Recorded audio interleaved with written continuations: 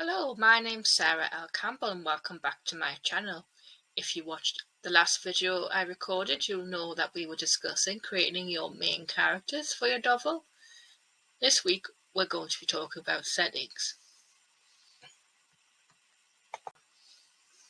Where should you set your novel? Well, it's entirely up to you. However, I don't know about you, but certain settings make me think of certain genres. For example, what about a novel set in a small town? What genre or genres does that make you think of? I thought that this would make a good setting for a romance novel. In a romance novel, you could use your setting to create some romantic locations.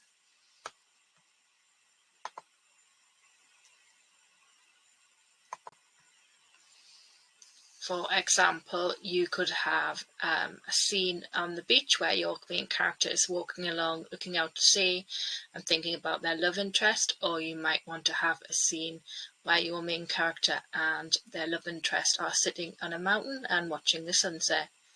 These are just my ideas. I'm sure you've got plenty of your own. I also thought that a small town could be used for a cozy crime novel. If you were doing a cozy crime novel, you might want to have the locations in your novel where your main character would uncover clues, or you might want to think about the locations where the murder might take place or where the main character might find a dead body, for example. So why would this setting work? Well, for a romance novel, a romance set in a small town could be used to appeal to and draw the reader into the story so that they can imagine themselves as your main character or characters exploring the setting. Also, the reader can armchair travel to the destination and wish that they were there. Why would a small town setting work in a cozy crime novel? Well, for a cozy crime novel, the reader might be drawn into the setting of a small town. It might be a picturesque setting, which the reader might enjoy reading about, but also they might be interested into how such a seemingly perfect place could be the location for murder.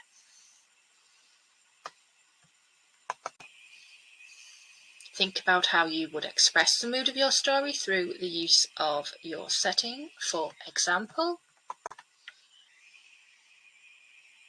imagine a character sitting in an almost empty cafe watching the rain pour down outside. What kind of mood does this create? For me, it creates a mood of sadness, and when I think about this image, I think about a character feeling sad, watching the rain, and possibly thinking about a breakup.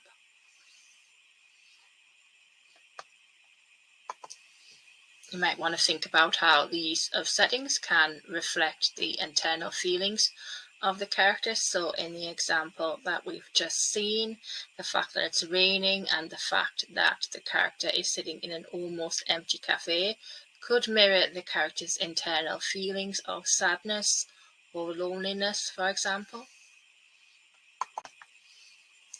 What planning about your setting should you do before you start writing? Well, here's what I would do. I would make some notes about important places within the setting or settings that you might use in scenes for your novel. Scenes, by the way, are when the action takes place. Scenes are normally in your chapters, so there will be 1 or 2 scenes or possibly more in your chapters. Remember to do your research if you're setting your novel in an actual real-life place or a time in history. Readers will pick up on details. You don't want a reader to mention that you've got details wrong in their review.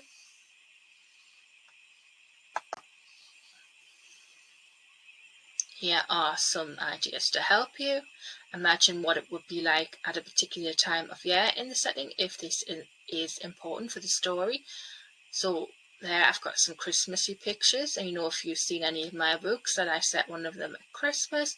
So when I was thinking about my Christmas story that was set in a small town, I'd be thinking about how that small town was decorated for Christmas, and I'd also be thinking about the weather. Would it be snowing, for example?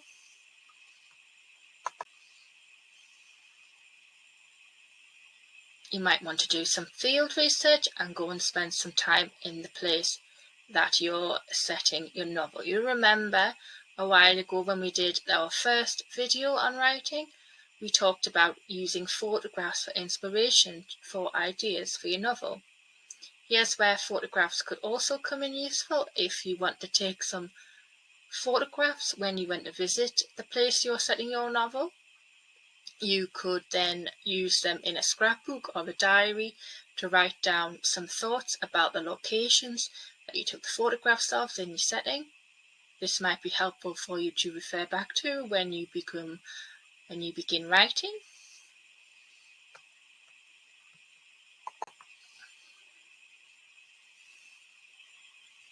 Or if your novel is set in a historic place or time, why not visit a museum or a stately property?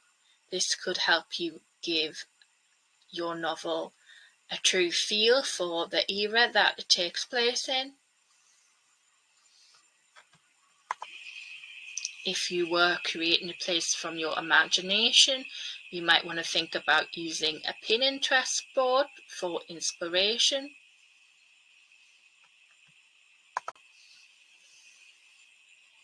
What about trying to visualize your settings? Find a quiet place and imagine yourself walking around your setting.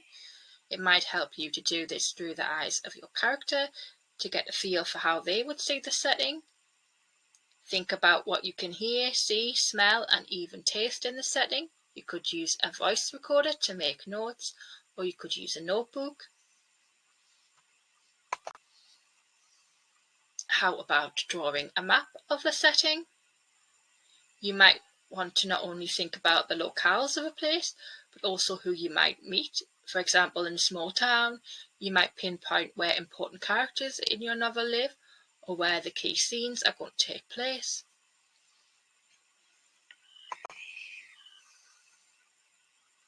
I really hope that you found that helpful if you're thinking about the settings for your novel, and if you did, I would be very grateful if you would consider liking or subscribing to my channel.